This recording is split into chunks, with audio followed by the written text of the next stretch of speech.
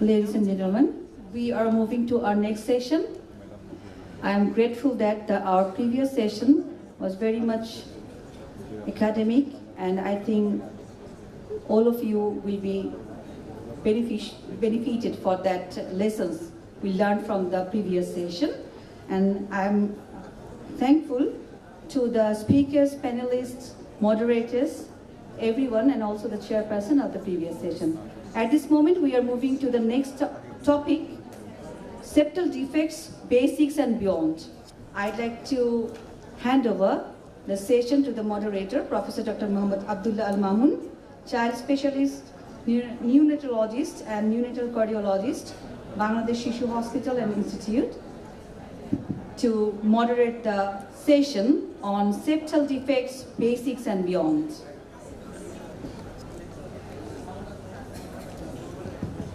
Assalamu alaikum and very good afternoon. Honorable chairpersons, distinguished speakers, respected panelists and dear participants, a very good welcome to the session 3 of this National Congress of Interventional Pediatric Cardiology titled Septal Defect, Basics and Beyonds.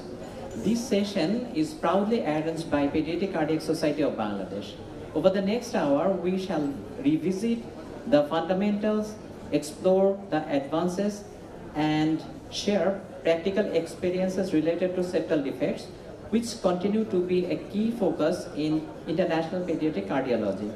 So now I am requesting our chairpersons of these sessions, Professor Dr. Mohammad Jahid Hossain sir, former chairman of pediatric cardiology and Pro-VC, Bangladesh Medical University, Professor AQM Reza, senior consultant and coordinator of Clinical and Interventional Cardiology, Evercare Hospital, Professor Muhammad Ataul Haq, Professor of Pediatric Cardiology, National Institute of Cardiovascular Disease. And our panelists are Professor S.M. Shahidul Islam, Head of the Department of Pediatric Cardiology, Ibrahim Cardiac Hospital and Research Center, and Professor Muhammad Ataul Haq, Professor of Pediatric Cardiology, National Institute of Cardiovascular Disease. So please come on the dais, sir. So our panelists, Professor Ataul Haq and Shahidul Islam. So our first speaker, Colonel Professor Nazmul Islam Bhuiya, his topic is embryological basis of septal defects. Honorable chairpersons of the conference, respected panelists, senior doctors present, ladies and gentlemen, assalamu alaikum and very good morning, good afternoon to you all. Today, my topic of discussion, embryological basis of septal defect, tips and tricks. Septum is the part which separates two chambers of the heart. It may be interatrial, interventricular or atrioventricular. If there is any defect or hole in any portion of the septum, it is known as septal defect. It may be interatrial septal defect, interventricular septal defect, or atrioventricular septal defect. For better understanding, we'll have to start from the heart tube. Two endocardial tube fused to form a heart tube at the end of the 3rd week of intrauterine life. It has two ends, arterial end known as truncus arteriosus and venous end is known as sinus venosus. In between them, there is valvus cordis, primitive ventricle, and primitive atrium. The canal between the primitive atrium and primitive ventricle is known as atrioventricular canal. Endocardial cushion developed from the anterior and posterior end of the atrioventricular canal, which fused to form endocardial cushion tissue or septum intermedium. If there is any defect in this septum, there might be development of atrioventricular septal defect or AV canal defect. By the 5th week of intrauterine life, a thin septum developed from the roof of the atrium towards the septum intermedium. It is known as septum primum. The gap between the septum primum and septum intermedium is known as ostium primum. It maintains the right to left shunt, which is essential for fetal life. As the septum primum fuses with the septum intermedium, upper part of the septum primum undergoes apoptosis or programmed cell death, which creates fenestration and ultimately fuses to form a hole. It is known as ostium secundum. It is also essential for maintaining right to left shunt. In the meantime, a thick septum developed from the right side to cover the ostium secundum. It is known as septum secundum. At the end of the 7th week of intrauterine life, septum secundum stops growing, leaving a posterior and inferior gap, and which is oblique and known as foramen ovale, which further later may remain as patent foramen ovale. This is the patent foramen ovale. After birth, right atrial pressure decreases and left atrial pressure increases. So, in the flap valve, septum primum and septum secundum diffuses. It causes closure of the foramen ovale that leads to anatomical and physiological closure of communication between two atria. When septum primum is failed to diffuse with the septum intermedium, it is known as ostium primum ASD. When there is excessive apoptosis or increased reabsorption of septum primum or insufficient development of septum secundum, it is known as ostium secundum ASD. Bulbar cordis has 3 parts: proximal 1/3, middle 1/3, and distal 1/3. Proximal 1/3 diffuses with the primitive ventricle, forming a bulboventricular chamber. The sulcus between the primitive ventricle and the bulbus cordis is known as bulboventricular sulcus. Proximal 1/3 of bulbus cordis developed into the trabeculated RV, remaining primitive ventricle developed into the trabeculated part of LV. Middle 1/3, also known as conus cordis, which develops into the smooth part of RV and LV. Interventricular septum separates right ventricle from the left ventricle. It has 2 parts, membranous part and trabecular part. Trabecular part is again divided into 3 parts: inlet, outlet, and trabecular proper. Trabecular proper is again divided into 4 parts: anterior, middle, posterior, and apical. Muscular part develops from the floor of the bulboventricular cavity, which divides the cavity into right and left halves. On external surface of the heart, the site of formation of interventricular septum corresponds to the bulboventricular sulcus. Upper margin of the muscular part is free.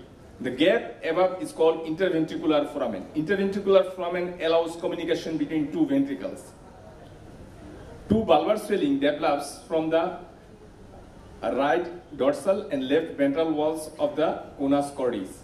These swelling grow each other and fuse to form a bulbar septum or conal septum. After formation of bulbar or conal septum, interventricular foramen shrinks.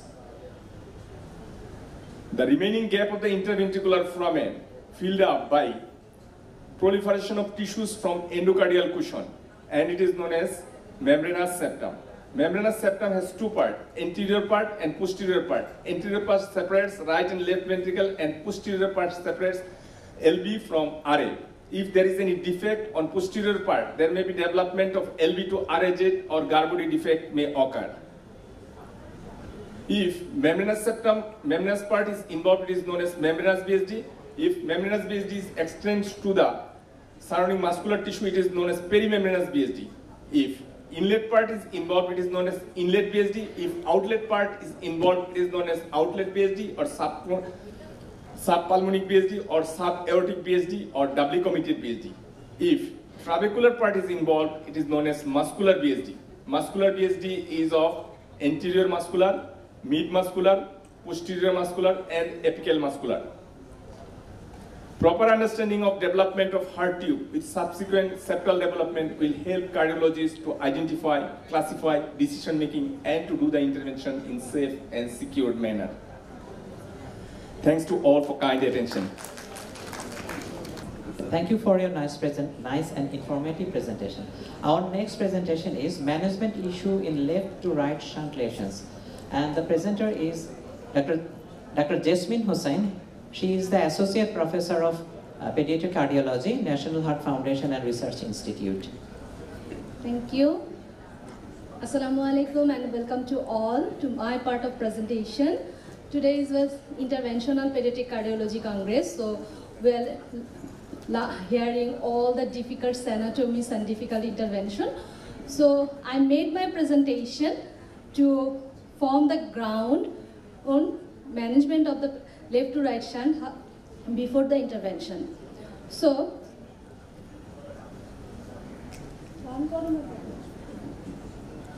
what is left to right shunt? Left to right shunt is not a shunt to left chamber to right chamber, rather than abnormal circulation where oxygenated blood enter into the pulmonary circulation through the systemic circulation.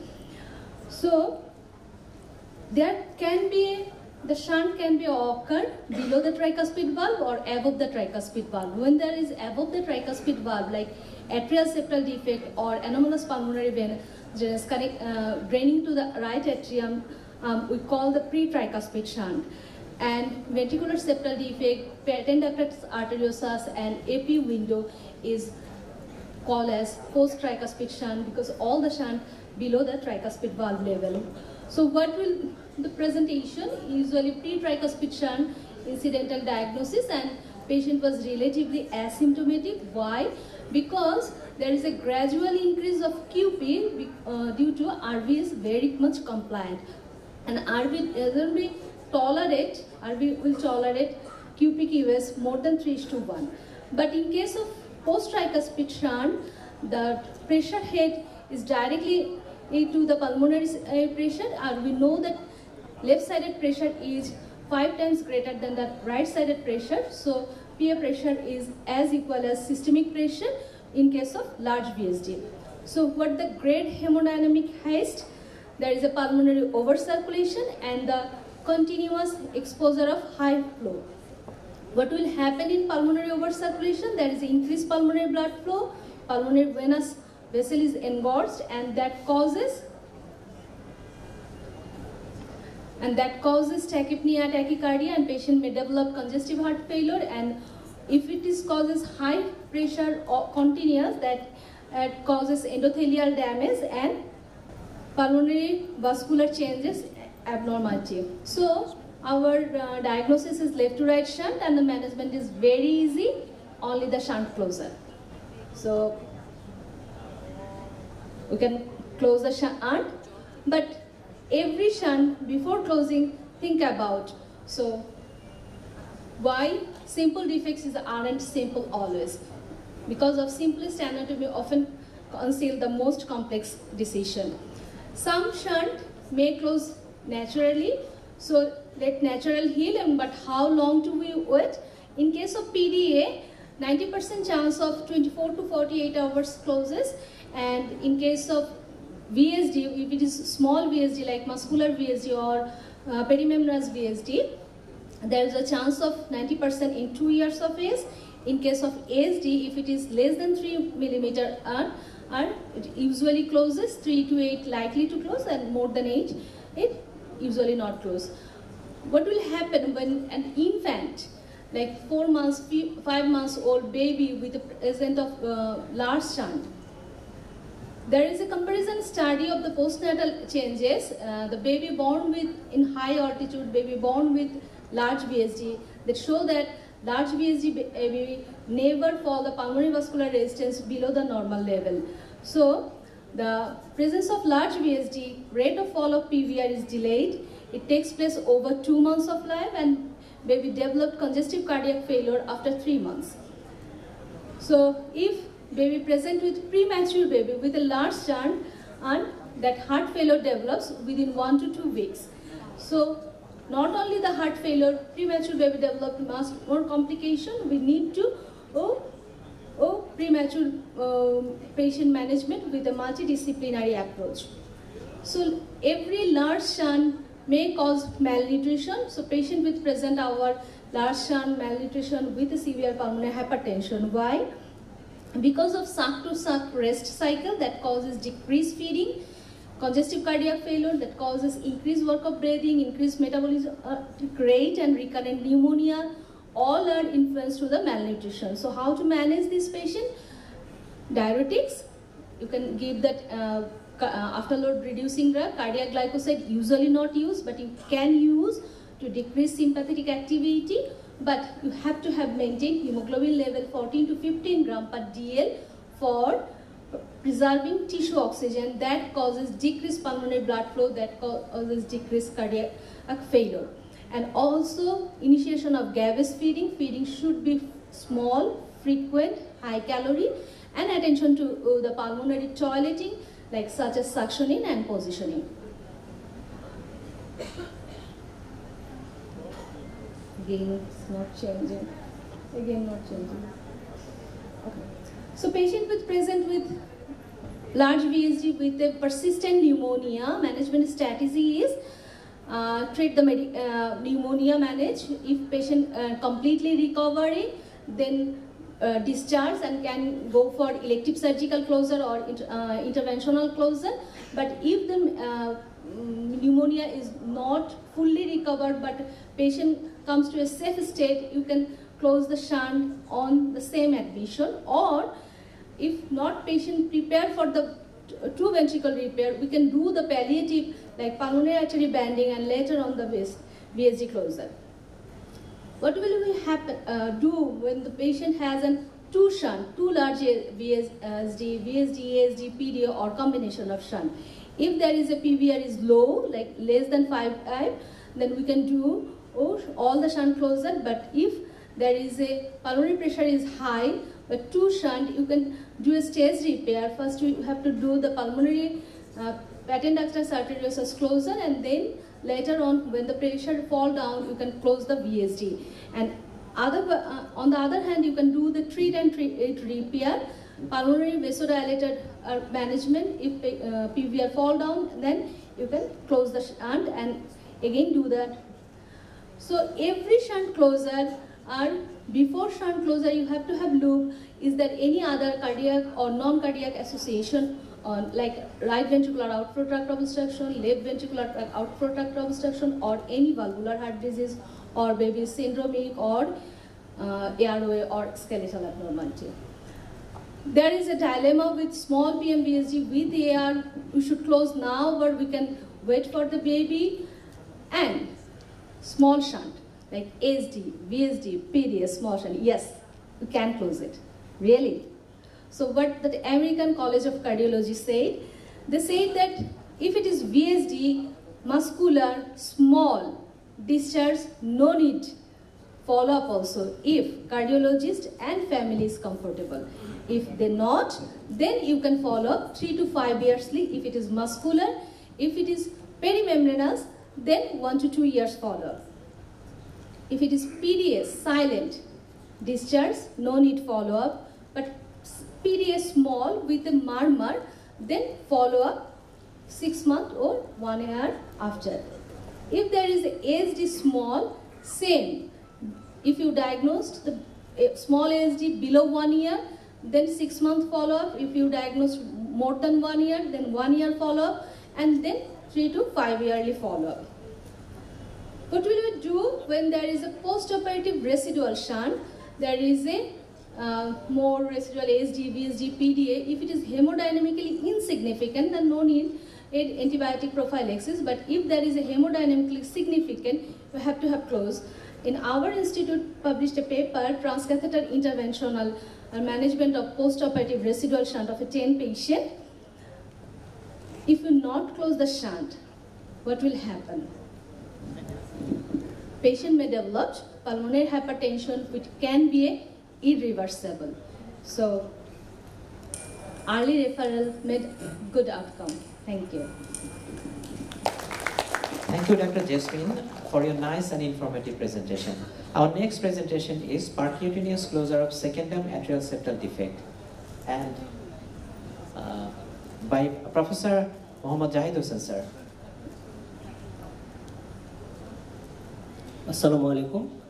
I'm Dr. Mostafiz Rahman Bhuiya on behalf of Professor Mohammad Jahid Hussain, Chairman, Pediatric Cardiac Society of Bangladesh, Secretary General, Children Heart Pediatric Foundation and Research, ex-Chairman, Department of Pediatric Cardiology, and ex-Pro Vice Chancellor, Research and Development, Bangladesh Medical University, going to present percutaneous closure of secondum atrial septal defect.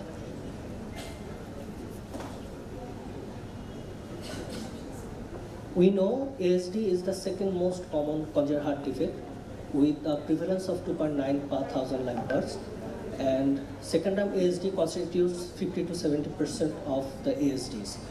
Though small defects tend to close spontaneously, larger defect more than 8 to 10 millimeter needs to be closed.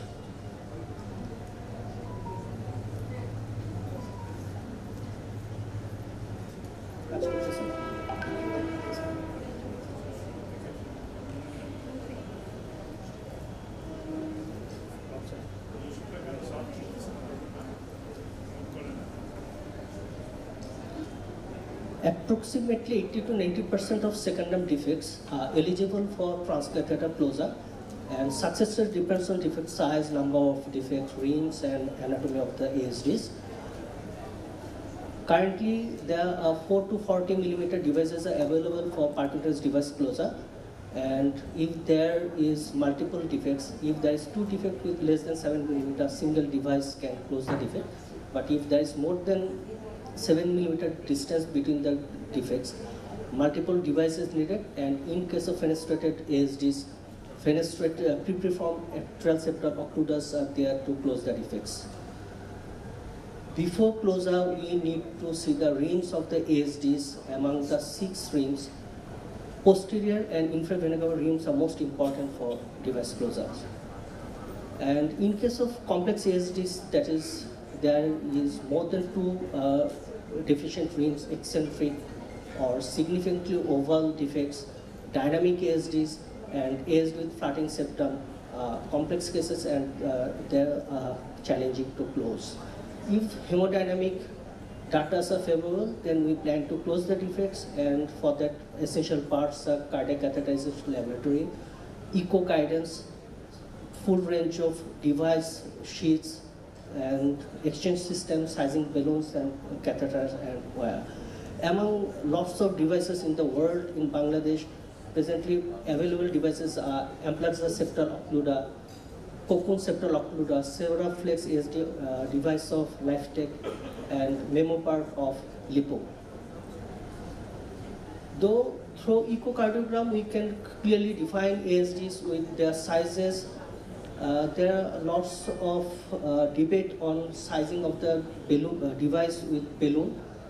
In challenging cases, we can choose either stop flow diameter of the defect or balloon stress diameter of the defect.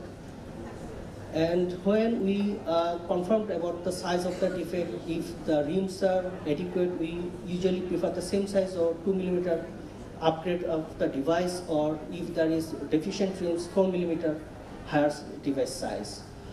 The conventional ASD device closure technique, which is mainly used, I am going to show you a case with a patient of 6 years, 16 kg, who had 13 into 10 millimeter ASD with thin posterior rim. After established vascular excess, we first done device size, balloon sizing of the defect.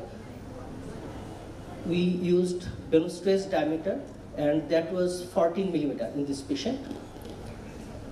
We used Amplaza septal occluder with Trivisio system to deliver this device. After loading the device within the delivery system, we've given flush with water to make the system air-free, and then under water seal, we have taken the device inside the heart. After deploying the LEDs at the central of left atrium, we pulled the whole system to align the disc with the atrial septum. And after that, we have checked with echo, and when everything was suitable, we then released the right atrial disc. And when echo showed that device is in place, we have checked stability of the device with push and pull, and then finally deployed the device. It's a very conventional method, but it takes lots of flow of time, and nowadays fast technique is used to deploy the device within a short time with less flow time, And in case of challenging cases, there is various technical modification to prevent left atrial disc prolapse during device positioning. And those are waist deployment in the left atrium, rotation, clockwise rotation of the sheath, and RUPV, LUPV technique, LA roof technique, and so on. Transcatheter closure is very effective, and very few centers they claim to be 95.7% accuracy success rate. There are very rarely few complications like valve regurgitation, residual shunt, device embolization, cardiac erosion, hemopericardium, and arrhythmia. That's why patient needs long-term follow-up. After 6 months, patient needs to be followed up annually. And for first 6 months, patient needs infective endocarditis prophylaxis. And finally, I would say success of ASD device closure depends on morphologic features of ASD, and successful deployment of device needs alignment of the disc along with the atrial septum. Thank you all for your patience here. Thank you for your nice presentation. Our next presentation is percutaneous closure of perimembranous VSD. And our presenter is Brigadier General Professor Mohammad Ferdowsur Rahman sir. He is the head of the Department of Pediatrics and Pediatric Cardiology, Combined Military Hospital, Dhaka. Respected chairpersons, my teachers, respected learned audience, and my dear fellow students, Assalamu alaikum, and a very good afternoon to you all. I welcome you all to my presentation on percutaneous perimembranous VSD closure. You all know that the ventricular septal defect is the most common congenital heart defect and accounts for approximately 25 to 30% of all forms of congenital heart disease. Among the VSDs, perimembranous VSD is the most common type and constitutes about 70%. It is located adjacent to the tricuspid and the aortic valve near the membranous septum. Perimembranous VSD device closure is a catheter-based technique. That's why it is sometimes called transcatheter, and the procedure is done through a needle puncture in the skin, so it is percutaneous. Perimembranous VSDs are close to the conduction system and the aortic valve, making the closure challenging. It has been a surgical issue over the last 50 years from the beginning, but transcatheter closure of the VSD is safe, effective, and has now gained increasing acceptance due to high rate of success and low risk of complications. This procedure should only be done in centers well-equipped units with sufficient skill, knowledge, and surgical backup. With these short introductions, let us move to the indications. So, when to close the perimembranous VSDs? If the patient develops the symptoms of heart failure or failure to thrive despite the medical management, and the hemodynamically significant VSDs, this can be defined in many ways. But then if there are signs of left heart volume overload and echocardiographic evidence of the significant shunt through the VSDs, like when the pulmonary to systemic circulation flow ratio more than 1.5:1, left atrial enlargement you can measure by echo, left atrial tear more than 2 standard deviation above the mean for the patient rates. The contraindications. If the perimembranous VSDs are large enough with inadequate drains, when there is aortic valve prolapse with significant aortic regurgitation, and the very close proximity to the aortic or the tricuspid valve reflex that is less than 2 mm with risk of interference, presence of other lesions that requires surgery, and the pulmonary vascular resistance index more than 6 would unit per meter square body surface area, and if it is unresponsive to the oxygen.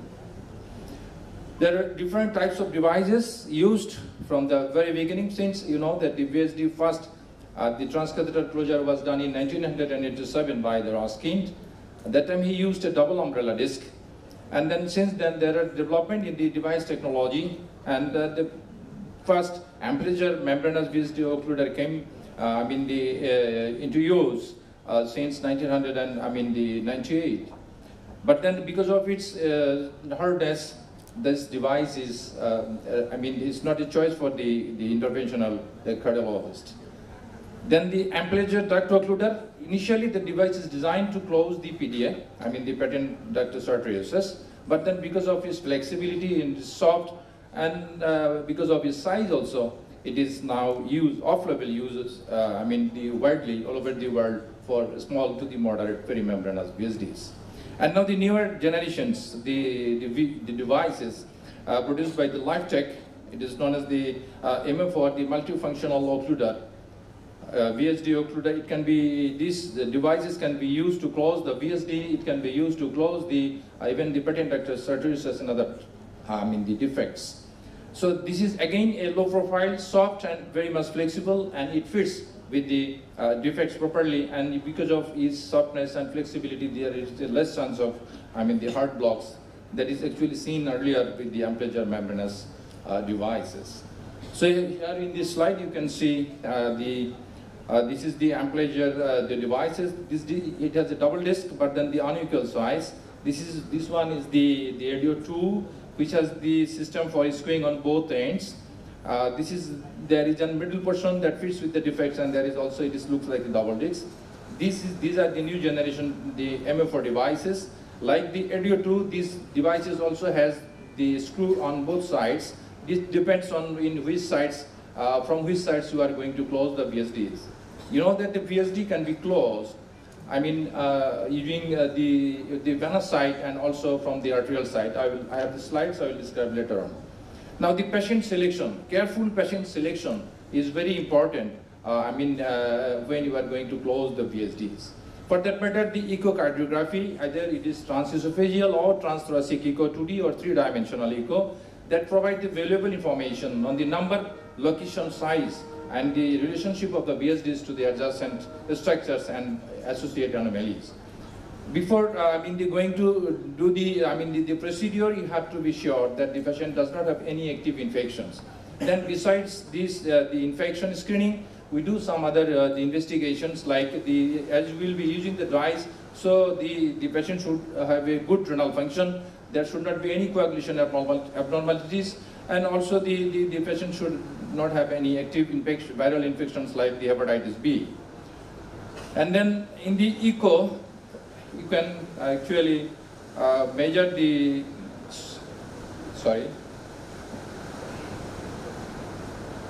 So you can see here the VSDs, that is in the perimembranous location, and my previous speaker has shown the membranous septum where is the location. So you can take the video, the echocardiography in different views. It is in the peristernal transthoracic short axis view, that is again in the perimembranous location, because the tricuspid valve is there. This is the aortic cloak and this is the pulmonary valve. And then you can see in the 5-chamber views also. Then you have to take the measures. The important is to measure the size of the defects. The defects, the upper margin, how much close it is with the aortic valve. So the distance should be more than at least 2 millimeters away from the aortic valve cusp. And this is in this slide. You can see the VSD. It is of over 3 millimeters in diameter. After selection or selecting the patient, you have to prepare the patients. For that matter, doing all the essential investigations on the day of the cath lab, the cath day, we do the pre-medications. The institutes might have the different protocols for that. You can give these medications for pre-medication, and the procedure can be done both in the general anesthesia or by deep sedations. Most of the cases we do under deep sedation, but then if the patient is not hemodynamically stable, then we do the procedure under general anesthesia. And vascular access site, it depends on in which way you are going to close the VSDs. If you are going to close the VSD from the arterial line, only the femoral arterial puncture is enough. A single puncture is enough to close the VSD from the arterial end. It is called the retrograde approach. Or if you are going to close the VSD from the venous end, then you need to have the access, vascular access from the one venous femoral vein. And again, you may require also the arterial access also for doing the LV angiogram. So this is also time consuming and it needs more time, fluoroscopic time. The procedure, actually, one thing is very important to remember, that this procedure should be considered as a surgical intervention, and for that matter, strict aseptic precautions are warranted, right from the beginning of the scrubbing of the operators and the assistants, and also in the patient draping. In all aspects, you have to maintain the strict aseptic precautions. Now, the detailed procedure are flashed on the screen. Because of the time constraints, I'm not going to, read out this one by one. But then the important one are that you have to have an access, vascular access, then you have to do the LV angiogram, and after that the comprehensive analysis and for the measurement of angiographic measurement you need, then you have to select the device, and then the post the VSD, then the placement of the delivery sheet, and then the deployment of the devices. I have some video clips which will make you clear how the procedure is actually done. So first you have to do an LV angiogram. Here in this slide you can see a VSDs. With the angiogram is done with a pictorial catheter in the LV, and the dye is showing that is opacifying the RV through the defects.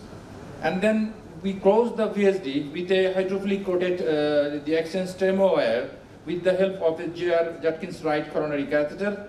And then here you can see the wire is crossed, LV is crossed with the wire. The wire you can move forward up to the pulmonary artery. And this, the Judkins catheter is then exchanged with the delivery sheet.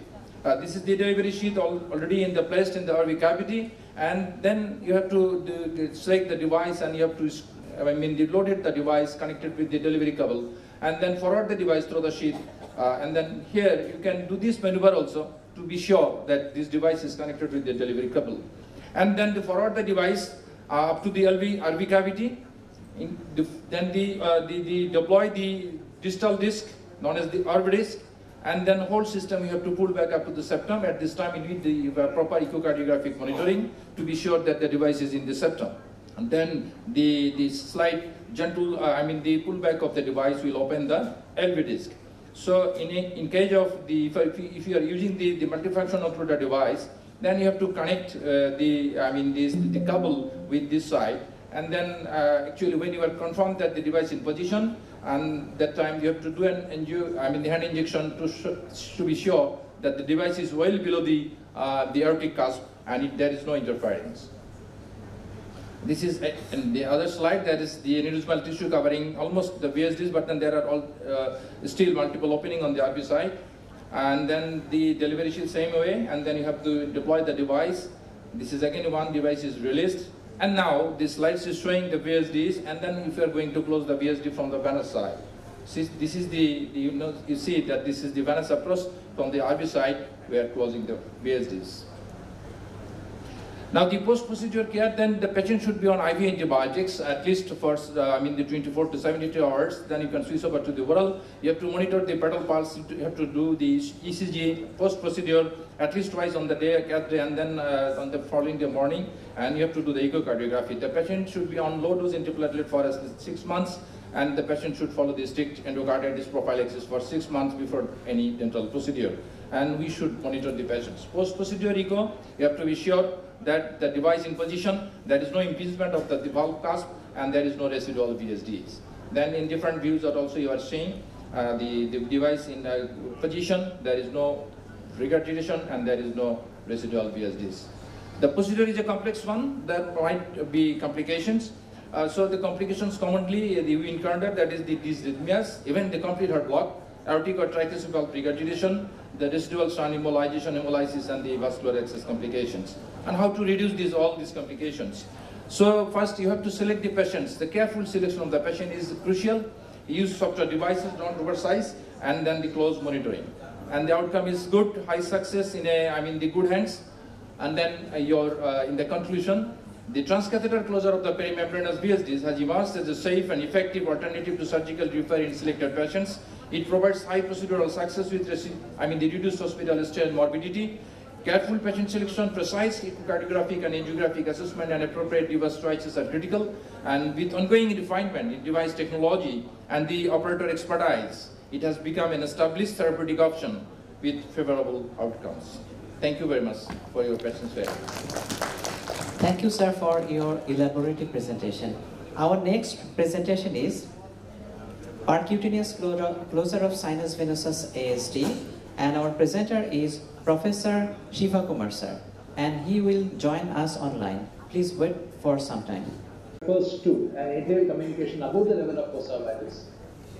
Superior vena cava straddles this defect, and the right upper pulmonary vein drains anomalously into the lower part of the superior vein. If you look at it on a CT scan, there is an overriding of the superior vena cava across the sinus defect, so that the posterior wall of the SVC will be in connection with the posterior wall of the left atrium. And invariably the right upper pulmonary vein will drain. Pulmonary veins will be draining posterior to the covered stent into the left atrium. Surgery carries its own problem like SVC stenosis, pulmonary vein stenosis, sick sinus syndrome, and sometimes abnormally superior vena cava may get directed towards the left atrium leading to side. Coming to the procedure, the first step is to do a septal puncture from the left femoral vein, getting the transeptal Mullin sheath into the left atrium. And once the Mullin sheath is in the left atrium, the second step will be to torque the Mullin sheath from the leftward side towards the rightward side, so that the Mullin sheath is directed towards the right upper pulmonary vein. You advance a pigtail into the right upper pulmonary vein and make a simultaneous angiogram in superior vena cava and right upper pulmonary vein. At this point, freeze the frame and record what is the diameter of the superior vena cava and what is the length of the superior vena cava, that is the anchor zone. The step 3 will be to advance a long cylindrical semi-compliant balloon such as Z-med balloon or FIB balloon across the SVC-RA junction and inflate it. The size of the balloon will be 4 millimeters larger than the SVC diameter. And once the balloon is inflated, inject in the right upper pulmonary vein and confirm that it is draining completely into the left atrium. Once this is done, the next step will be to take out the same long cylindrical balloon and mount a long covered stent, such as a 10-zig CT stent or a covered Zephyr stent, and deploy the stent. Sometimes, if you have apprehension about pulmonary vein getting occluded, you can put in a pulmonary vein protecting balloon. The pulmonary vein protective balloon will be inflated at a much higher atmosphere, such as 10 to 12 atmospheres, whereas the main stent will be deployed at a much lower pressure of 3 to 4 atmospheres.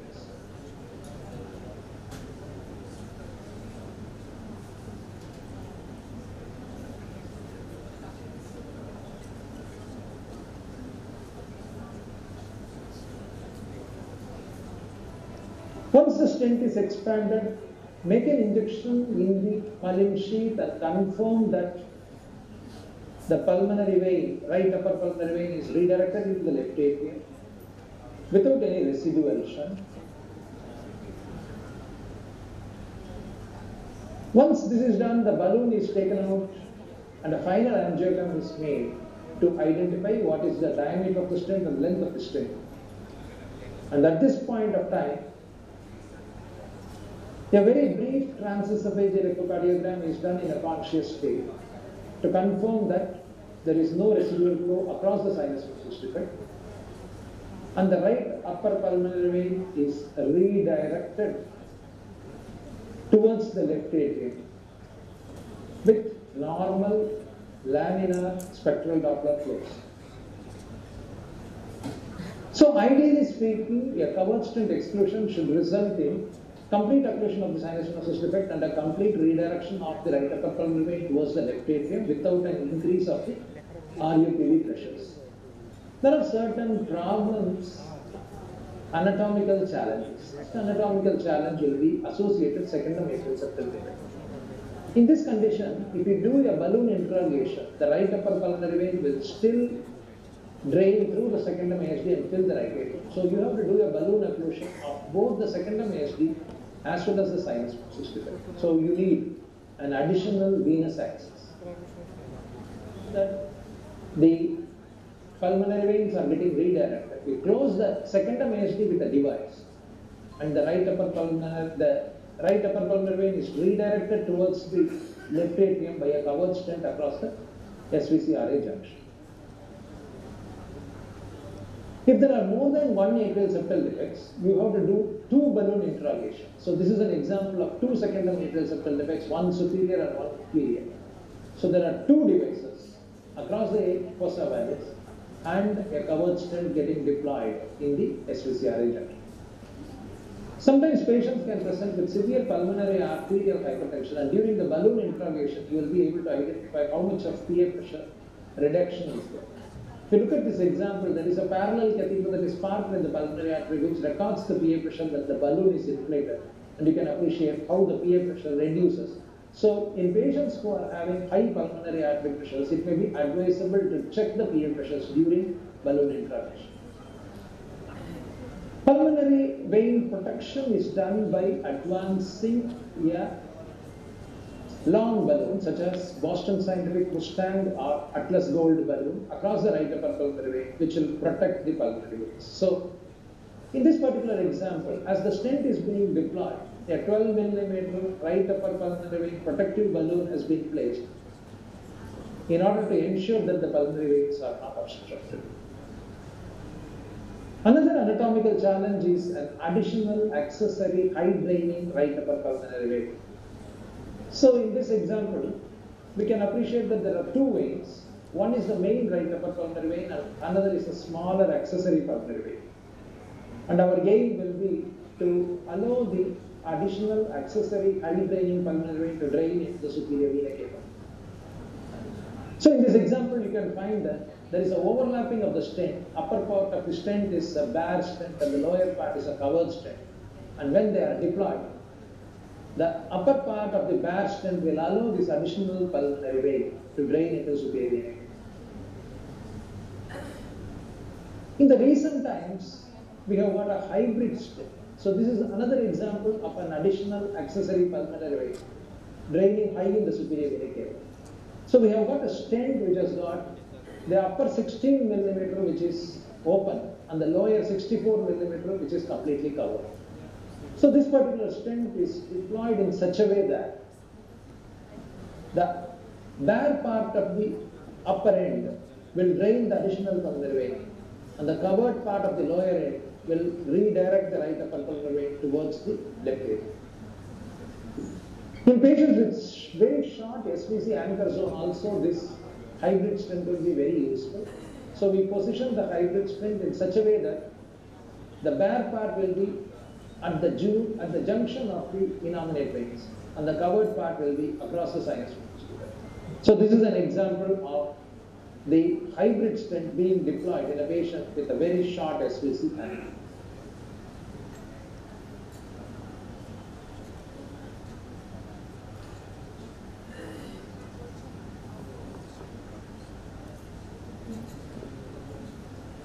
Our experience has currently been a little over 160 patients with 3 embolizations that needed surgery, so which gives a procedural success of more than 94%. The advantage of this procedure is that it is applicable in most of the adults and adults, and it can be done in a conscious state without any anesthesia. So, covered stent is a new therapeutic option for sinus defect. It's feasible to protect the high additional accessory pulmonary veins. If there is an additional secondary ASD that can be dealt with by device. If there is concern about pulmonary veins, you can do a pulmonary venous protection. The procedure can safely be done on conscious state. And if there is a short SVC zone, we can put in a hybrid stent. Thank you for your attention. Thank you, sir, for your nice presentation. Our last speaker, Professor Amitabh Chattopadhyay. Sir will speak about off-label use of septal or ductal occluder in other lesions. Sir is the senior consultant and pediatric cardiologist of N.H. Rabindranath Tagore International Institute of Cardiac Science, Kolkata, India. Welcome, sir. Good afternoon, everyone. I would like to thank Noor Fatima Madam and all the organizers, chairpersons, all my seniors and colleagues for this opportunity.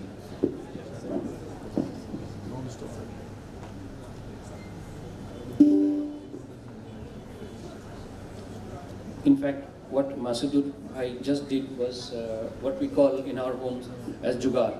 That means if something is not available, use the next possible one. And according to the rules, whichever device you want to put in that particular position on that particular day, that will not be available on the shelf. So you have to do something else, plan B, sometimes plan C, or sometimes even plan D. So, and last but not the least is you escape. And telling the patients or maybe that that particular device is not available or something is wrong in the cath lab, we'll do it on another day. It's very common. It happens in every cath lab, no denial. So I'll be talking some of the off-label devices and off-label things. So this is first of one. I have a coronary cameral fistula. This is from the left system, and we put a MFO device so that obviously with angiographic help, so that we, as the name suggests, is a multifunctional occluder. So we had to clear off that the coronaries are not impinged upon, and we have to take care of the other ones.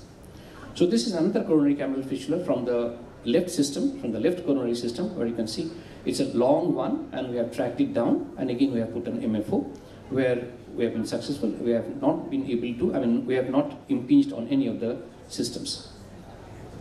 We have not impinged on any of the systems. We were lucky, but we had our unlucky days too. So this was the largest, one of the largest coronary cameral fistulas which I have seen. Actually, there was a potato and a tomato both inside the heart, or rather outside the heart. As you can see, it was coming up from the left system and traversing the whole length and going in, emptying into the just below the tricuspid valve. So this was my echocardiograms. As you can see, this is the track. This is the whole track which was emptying into that one, and thereby this was a CT scan which I have done. This was the tract you can see, and this was the huge potato and a tomato which I was telling.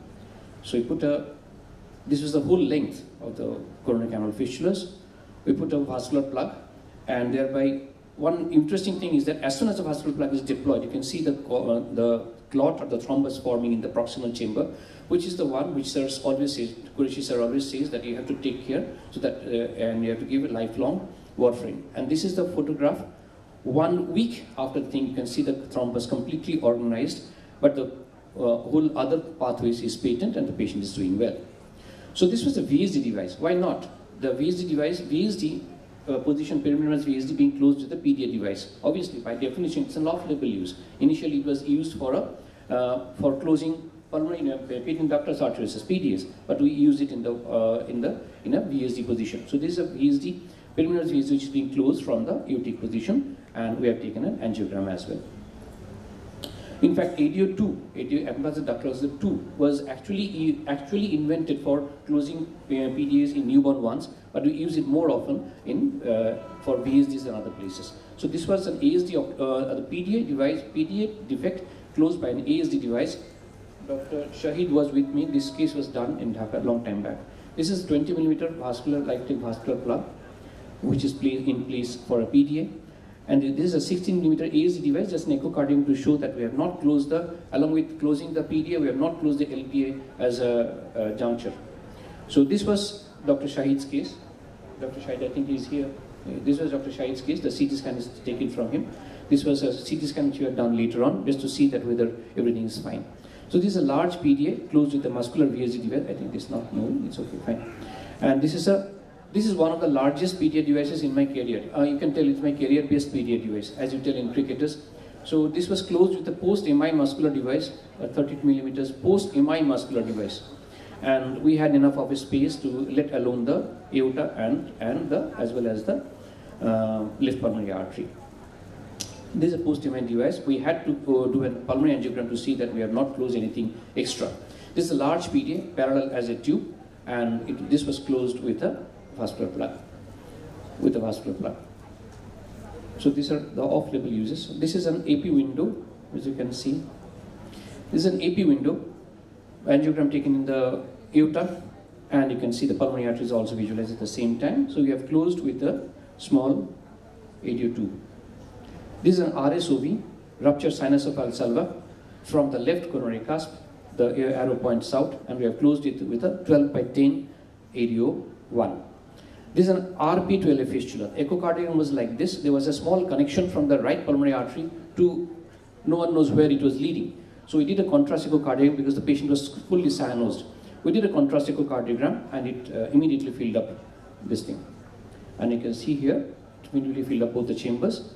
So hence, when this was a CT scan, we showed there was a connection between the right pulmonary artery and the left atrium. So we did a veno-complex, this was a very complex veno-venous loop. This was the angiogram, which showed the left atrium and the left ventricle will fill up when the RPA is being injected. And we did a very complex veno-venous loop. Very complex veno-venous loop. And thereafter, we deployed the device from the venous side, from the right femoral venous side, and it was completed. So this was the CT scan post-device. You can see the fistula has been closed and the connection has been done. This is a pulmonary arteriovenous fistula. It was this particular child, 16 years, she was quite cyanosed, and we did a CT angiogram where there was shown a pulmonary arteriovenous fistula. In fact, you can see a previous device. So he has been operated once intervened, and he again struck another pulmonary arteriovenous fistula, which we started finding out through the different angiograms. And believe me, it is extremely difficult to find out, to go inside the very, very minutest tributaries and minutest branches and find out which particular branch is giving away the pulmonary fistula. So that particular day, we tried each and every one, but we were unable to go inside that particular branch which was giving rise to this thing. As we were almost giving up, then we found out that that was the place where it was giving rise to the pulmonary fistula. By definition, there was no capillary phase, and the dye, when given inside the, injected inside the pulmonary artery branch, it was directly coming into the left atrium. So we went inside there and we left. We went into that particular thing as deep as possible, and thereafter we put a MF4 device again. So the multifunctional lock rotor played a good role here, and we closed it with this. So this was post-device release. The fistula has been closed. Obviously, these people, they can strike again. So this was a post-pedial ligation. This was one of the very strange cases in my life. Post-pedial ligation, 2 years after the ligation, he came with the hoarseness of the voice. He came with the hoarseness of the voice and hoarseness of the voice and hemoptysis. Hereby, we saw there was actually an erosion, an aneurysm formation which came out from the pedial ligation site. It was an erosion, and it was eroding there was an erosion and the aortic aneurysm, which we closed. The mouth was closed with an AS device. Thank you very much. These are the off-label indications of plenty of cases where we have device. Thank you. Thank you, sir, for your very interesting presentation. And now, thank you, chairpersons, for allowing me to show the last case. This was actually, can anyone tell me what case is it? You have it in front. This is an LV aneurysm. This is a huge LV aneurysm post-myocardial infarction. So decreasing the cardiac output, the patient was in shock, hemodynamic shock. So we had to go inside the aneurysm, LV aneurysm, and this is a 40mm ASD device which has been placed in position. We couldn't take a second angiogram because the patient had renal failure. He was already in renal failure. This actually measured almost 35mm. We put a 40mm ASD device and the aneurysm was successfully closed. Thank you for allowing me to show this.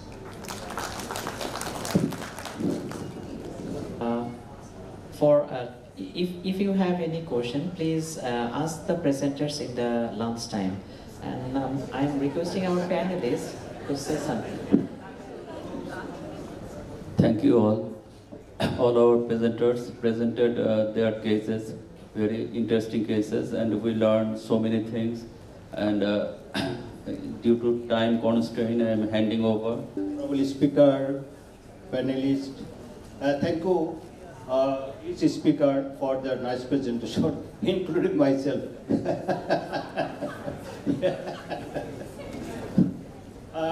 Actually, we have been delayed. I think more than, it is about 1 hour, so that is because of time constraint, we are not allowing a question and answer session. What Dr. Atul Haq has said, that if you have any question, you can talk with consultant through whom you have the question. Thank you, Warren. Thank you very much.